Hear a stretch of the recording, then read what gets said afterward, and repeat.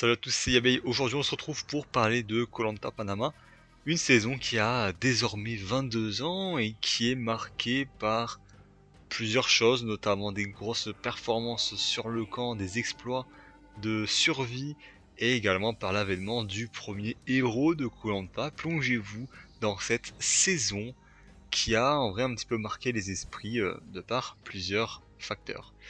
koh Panama, c'est une saison qui s'est déroulé au Panama, comme son nom l'indique, plus précisément dans l'archipel de Las Perlas, et donc un peu plus au centre du Panama par rapport à la saison 3 qui a été tournée à Bocas del Toro, donc qui est un peu plus au nord-ouest du pays. Là on est vraiment bien au centre.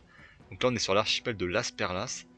La diffusion elle a eu lieu du 2 juillet au 31 août 2004.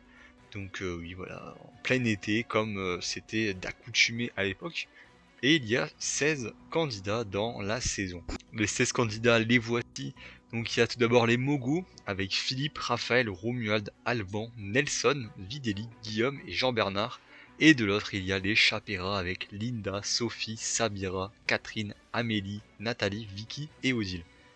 Peut-être que vous l'avez remarqué, chaque tribu, dans la tribu rouge, les Mogos, il y a que des hommes. Dans la tribu jaune, les Chapéras, il y a que des femmes.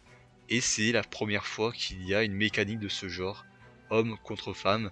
Ça sera pas la dernière fois parce qu'il y en aura une en 2010 également. Mais oui, c'est la première fois qu'il y a une distinction bien précise sur le camp entre euh, deux traits de personnalité, on va dire, deux traits de vie. On a vu par exemple les anciens contre les plus jeunes, et là on a les hommes contre les femmes. Bien que ça ait duré 2 épisodes, mais quand même, c'est à prendre en compte. Donc, la phase en équipe, là, on va commencer directement avec la première partie de la phase en équipe, celle qui concerne les hommes contre les femmes. Alors, hommes contre femmes, bon bah ça a duré 2 épisodes, ça n'a pas duré longtemps.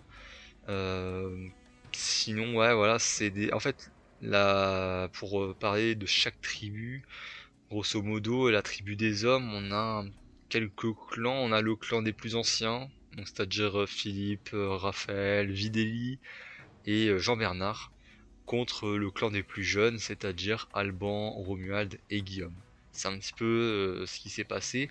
Nelson a été le premier éliminé de cette tribu-là, mais il a été éliminé parce que ouais, il y avait un trait de caractère assez spécial et aussi parce que Jean-Bernard il avait été banni parce que Jean-Bernard a fait un doigt d'honneur aux femmes après leur défaite à la première épreuve d'immunité.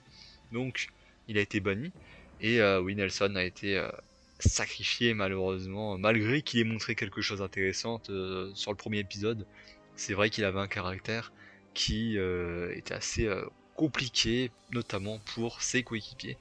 Mais c'est pas la seule tribu où il y a des clans. La tribu jaune, c'est vraiment, c'est même pire, je pense, parce que dans la tribu jaune, il y a eu pas mal d'embrouilles, pas mal de petits clashs, notamment un groupe de 3 femmes avec Sabira, Sophie et Linda, et un groupe de trois femmes, on va dire un peu plus jeunes, hein, voilà, Sophie, Sabira, Linda, et 3 personnes, euh, pas forcément plus âgées, mais un peu plus matures, on va dire, avec notamment Nathalie, Vicky et Catherine, notamment Catherine hein, qui a eu beaucoup de conflits avec à la fois avec les 3 autres filles, hein, Sophie, Linda et Sabira. Et entre deux, il y a Amélie, la plus jeune, je crois, de la tribu, et Odile, la plus âgée de la tribu. Elles sont un petit peu au milieu, entre deux chemins. Et lors du conseil, donc quoi, l'épisode 2 où les femmes ont été, eh bien, elles se sont rangées du côté de Catherine et compagnie pour éliminer Sophie, qui aura la chance de revenir par la suite. Mais oui, Sophie, du coup, est éliminée à l'épisode 2. Résultat, il y a eu que 2 épreuves. Enfin, il y a eu 3 épreuves, mais il y en a eu une où, en gros, la plateforme, elle s'est pétée. Donc, du coup, l'épreuve a été annulée et les 2 équipes ont remporté le confort. Mais oui, il y a eu que 2 épreuves où il y a eu une issue favorable ou défavorable pour une ou l'autre tribu. Donc une victoire pour les rouges et une victoire pour les jaunes. Épisode 3, c'est le moment du swap. Enfin, un swap un peu spécifique parce que là, ça s'est fait voir un peu plus naturellement. En gros, les hommes, ils devaient choisir 3 des leurs et pour une mission, de même que les femmes.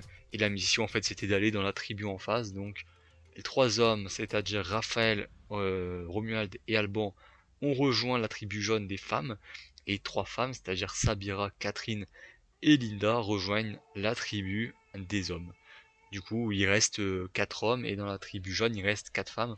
Ça fait à peu près une parité, et en vrai, je trouve que c'est assez efficace comme situation. Bon, bah la tribu des rouges, pour parler d'elle en première, il y a eu 2 éliminations avant réunification dans cette tribu rouge. Il y a eu Sabira, parce qu'il y avait beaucoup de... Elle a mis beaucoup de négativité, notamment contre Catherine, comme j'ai dit. Sauf que là, il y avait les hommes qui l'ont vu, donc c'est vrai qu'elle a été même lâchée par Linda et Sophie qui est revenue à la place de Videli dans la tribu rouge. Donc oui, en vrai, c'est vrai que malheureusement Sabira a été sacrifiée à l'épisode 3. Épisode 5, c'est Jean-Bernard qui était un petit peu trop feignant sur le camp et voilà, qui en faisait pas assez, et ça a exaspéré tout le monde, surtout qu'il se permettait de faire des remarques, etc.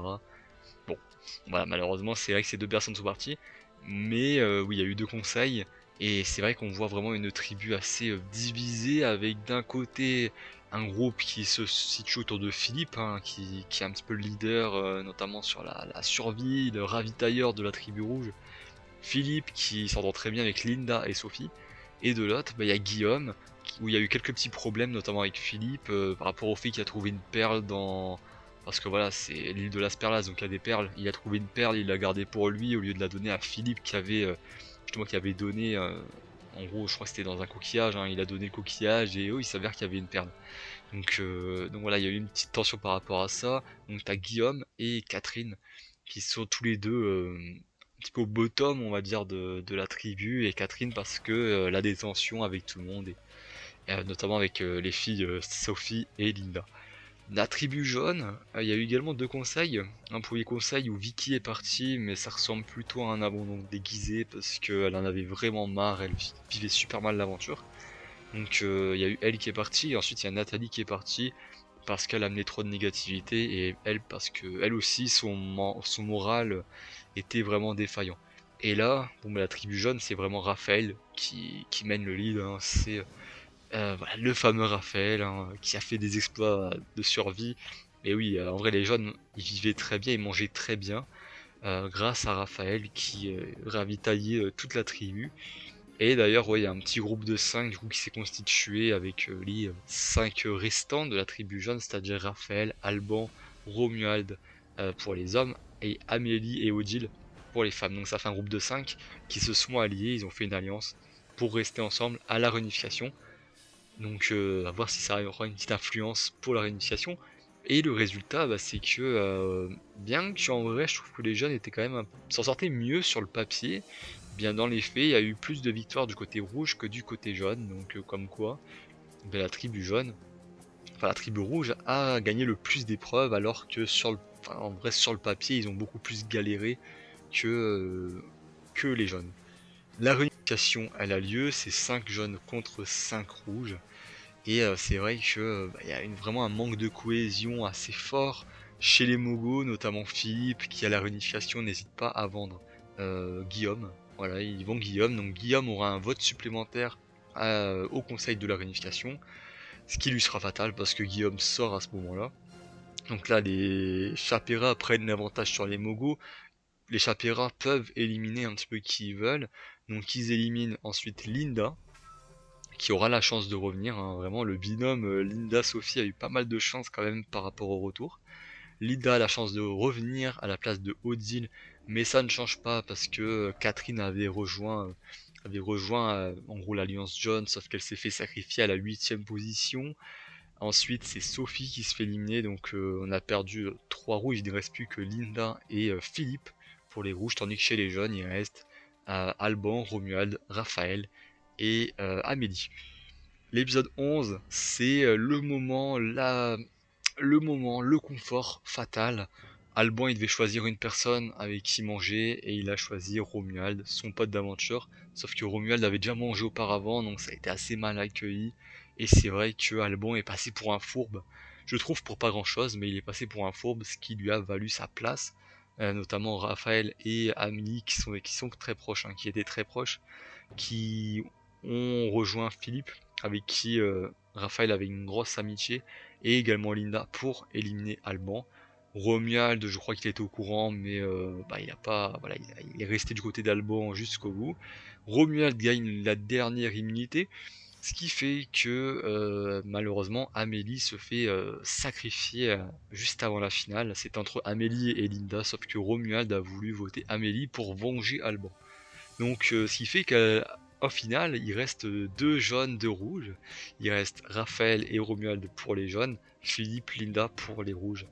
Et concernant les performances sportives, eh bien celui qui a remporté le plus d'épreuves, c'est Romuald, avec 4 victoires, suivi de 3 par Amélie. Donc là, la finale, comme j'ai dit, nous avons Romuald, Raphaël, Philippe, Linda qui elle est revenue suite au Medvac de Ozil.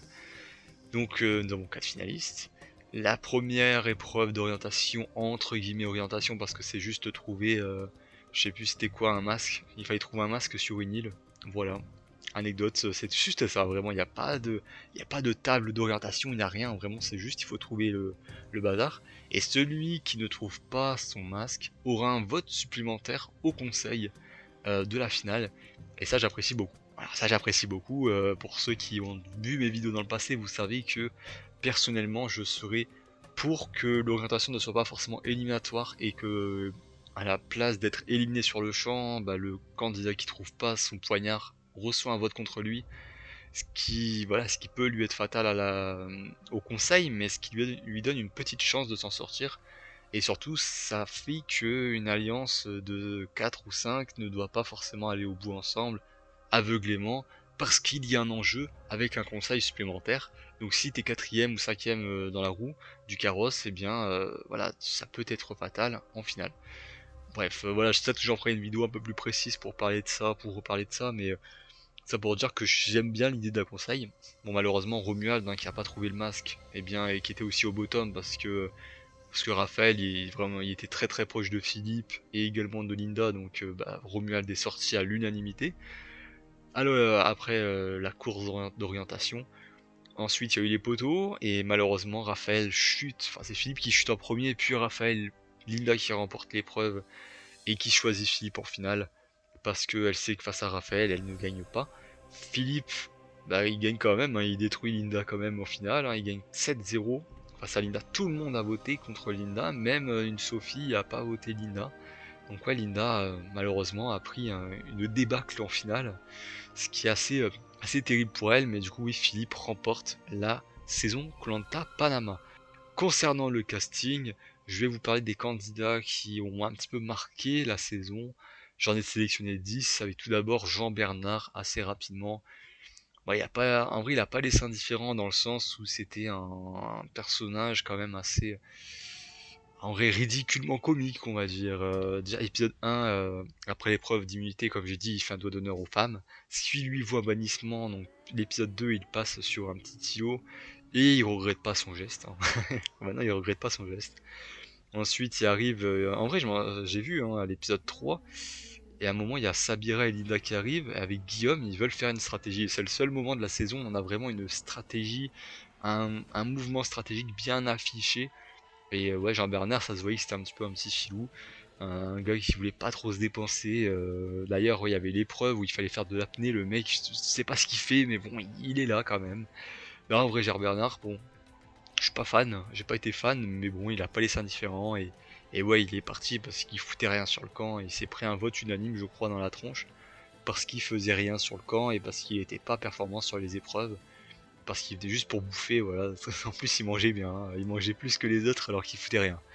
Ensuite, j'ai mis Odile parce que Odile, en vrai, candidate assez oubliée, qui est partie sur décision médicale, hein. Entre guillemets décision médicale, j'en parlerai dans mon point négatif, mais bon, un truc assez bizarre. Mais, euh, mais oui, Odile, en vrai, c'était une candidate assez souriante, good vibes, hein, en vrai, c'était une des seules candidates qui avait pas reçu trop de critiques, en vrai. Tout le monde a reçu des critiques des autres. Odile, ce n'est pas le cas. Odile a eu une bonne image, je trouve. Une meuf souriante, assez volontaire sur le corps, même si elle avait un petit peu des difficultés dues à son âge et le fait qu'elle récupère moins facilement qu'un jeune de 25 ans. Mais ouais, Odile, j'ai bien apprécié. Je trouve qu'elle est partie trop tôt. Pour moi, en vrai, Odile, pour moi, elle aurait pu arriver dans les 4-5 dernières, hein, honnêtement, si il n'y avait pas eu cette évacuation médicale, elle aurait vraiment pu s'en sortir.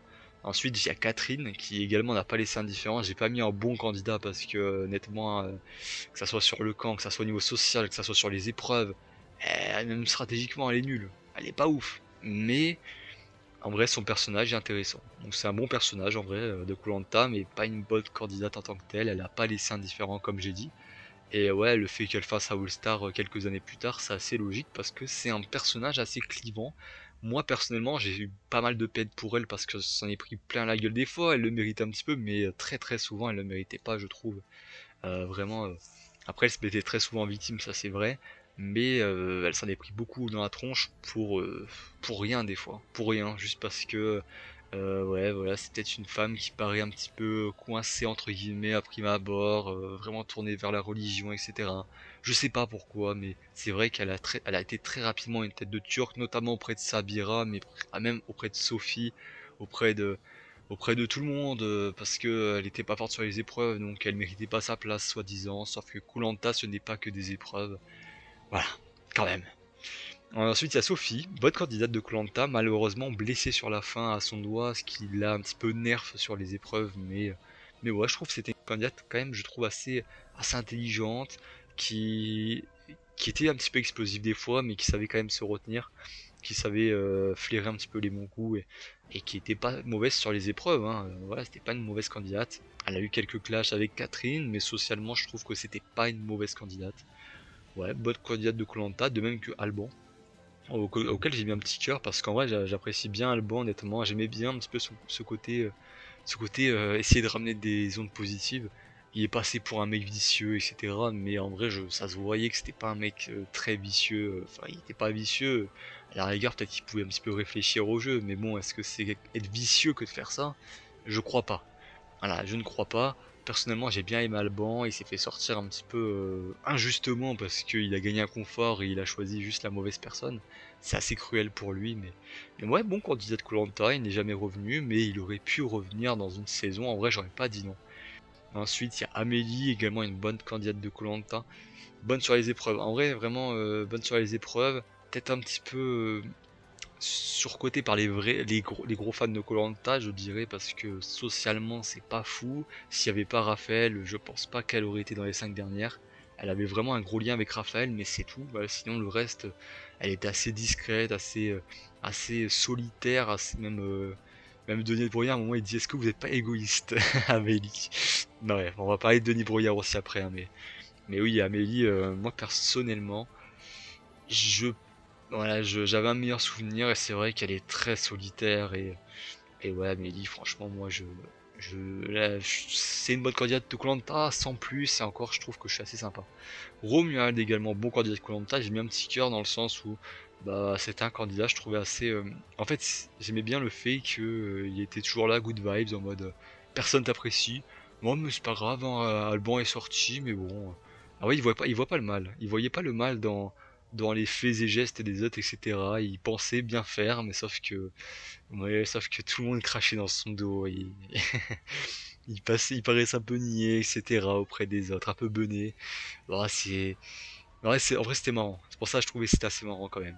Bon, ensuite, il y a Raphaël, hein, légende du jeu absolu. Le mec, il t'a pêché un requin, il t'a pêché tellement de trucs. Le mec, il a été actif de fou sur le camp, dans le jeu social. Le mec a un putain de social aussi. Bref, c'est-à-dire que Raphaël, en vrai, il gagnait 7-0 face à n'importe qui, je pense. Et ça, c'est une folie de se dire que Raphaël, face à Linda, Philippe, Romuald, Amélie, n'importe qui, vous mettez n'importe qui face à Raphaël, il gagnait 7-0, tellement c'était l'aventurier ultime, le héros ultime.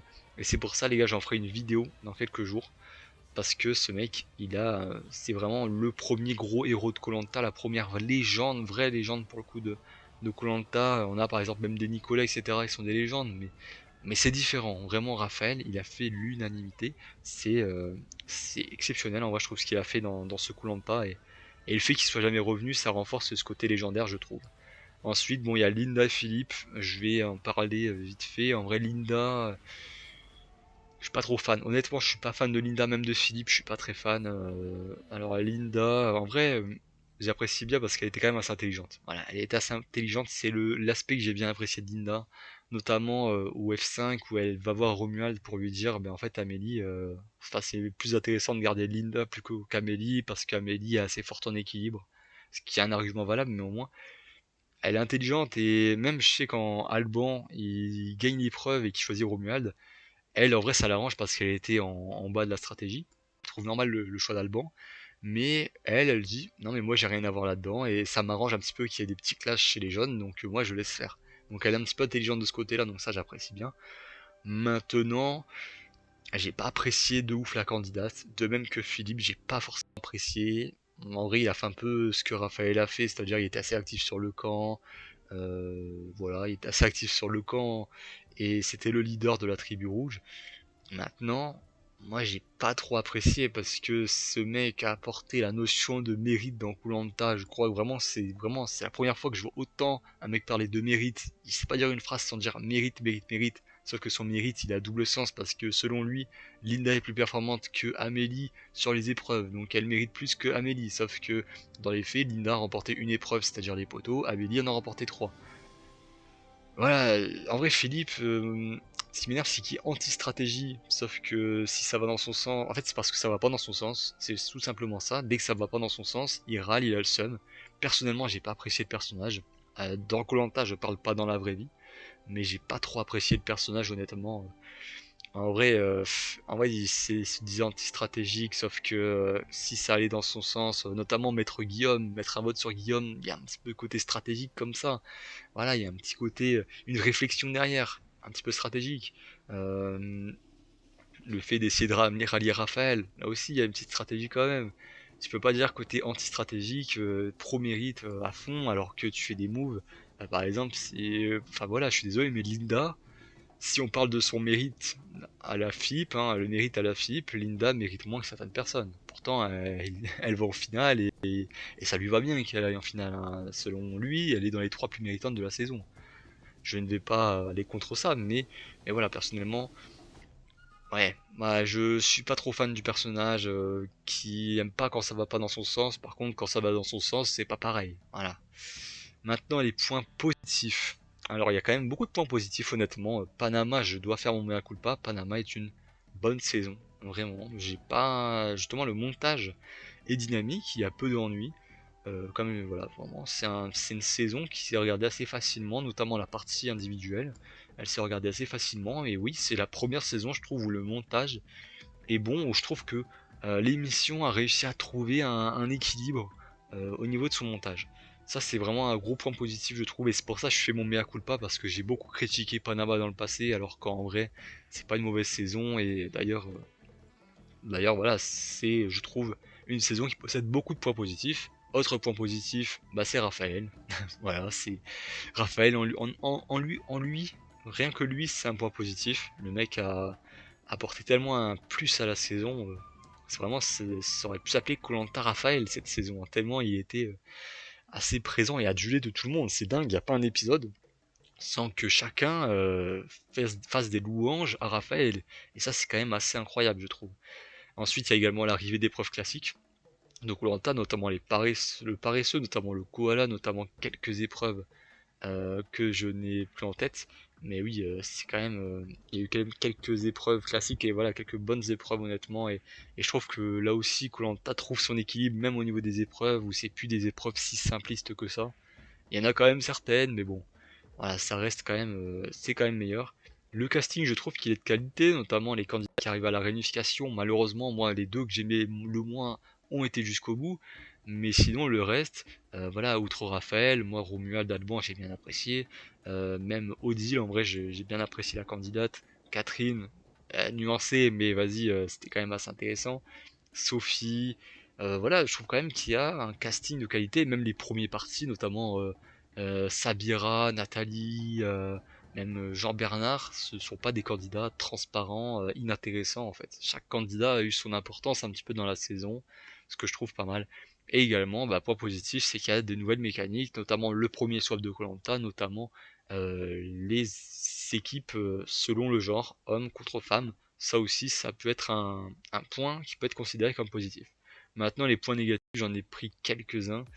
Tout d'abord, et par contre, c'est quand même des gros points négatifs pour certains. La notion de mérite qui est omniprésente. Comme j'ai dit, Philippe a amené cette notion de mérite, dire oui, telle personne mérite, telle personne mérite. Et même au jury final, hein, ils étaient tous là à dire oui, Raphaël mérite de remporter koh.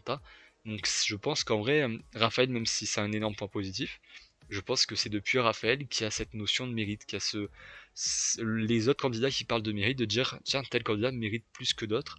Je trouve que c'était très peu présent dans le passé et je trouve que c'est beaucoup plus présent, en tout cas dans koh Panama. Je pense que c'est la saison qui a vu naître cette notion de mérite, ou qui l'a en tout cas bien développée. Également, bah comme j'ai dit, en tout cas c'est personnel pour le coup ça, mais même je le pense en vrai, c'est que c'est un des pires duos de finalistes. On parle de Gaël, Maël cette année qui ont remporté une épreuve à eux deux. Bah là c'est exactement pareil, hein. Il n'y a que Linda qui a remporté les poteaux, sinon les deux n'ont rien remporté. Donc voilà, c'est un des pires duos de finalistes. En plus, ils étaient au bottom tout au long de la saison. Et s'ils ont pu s'en sortir, c'est grâce notamment Odile, en vrai, notamment Odile qui a dû quitter l'aventure. Mais sinon, je pense qu'aucun des deux, parce que Linda aurait été 9ème de l'aventure. Et Philippe, je sais pas s'il aurait gagné koh, mais pour moi, c'est vrai qu'on a eu un très mauvais duo de finalistes qui n'a pas du tout contrôlé la saison, ni le jeu, ni quoi que ce soit. Troisième point négatif, bah, la potentielle magouille qu'il y a eu. En effet, la sortie d'Odile est assez suspicieuse, elle est tombée malade, et ils l'ont sorti du jeu assez rapidement. Je pense qu'il y avait un intérêt à faire revenir Linda. Et ouais, je trouve ça vraiment dommage en vrai, parce qu'Odile avait une bonne aventure devant elle, elle s'était bien placée, bien appréciée des gens. Et en vrai, le fait que le lendemain soir tu la revois en pleine forme, tu te dis, bon, ils ont peut-être un petit peu forcé pour que Odile quitte le jeu, et pour que Linda puisse revenir. Et je trouve que c'est très dommage parce que pour le coup, si Odile restait dans le jeu, Raphaël avait de plus grosses chances de remporter la saison. Je pense, hein. Et peut-être ça aurait été moins intéressant, du coup il y aurait peut-être pas eu les mêmes stratégies, mais oui, la sortie d'Odile, je pense qu'elle a beaucoup influencé, notamment l'aventure de Amélie, de Raphaël également. Voilà, je trouve que c'est dommage. Également, un autre point négatif, c'est Denis Brognard. Bordel, Denis, je t'apprécie beaucoup, mais dans Panama, t'es insupportable. Le mec, il se permet des commentaires, des remarques. Il dévoile, même, comme j'ai dit tout à l'heure, hein, il dit très clairement, il dit à Amélie, est-ce que vous serez pas égoïste? Vous n'êtes pas une personne égoïste. Il fait passer tout le monde pour de la merde. Il dit, mais vous voyez pas que Raphaël est en train de gagner la saison. Enfin, je sais pas, mais il est dans ses remarques, etc., notamment au conseil, il est trop chiant, vraiment, il est insupportable.